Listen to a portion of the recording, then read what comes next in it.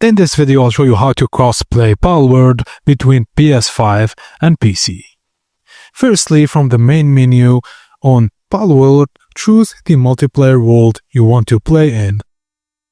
This can be a new world or an existing one with all your progress. On the world selection screen, scroll to the bottom, then click Change World Settings. Find the option labeled Crossplay. Use the toggle to enable or disable crossplay. On, which is Xbox, PlayStation 5 and PC players can join each other, or off, cross-platform play is disabled. After adjusting settings, start your session. Only the host needs to make this change. Joining players do not need to adjust anything. Now, players across platforms can join the same world, visit each other's bases, and show off their favorite pals using global pull box. And that's it. You've now set up crossplay in Palworld.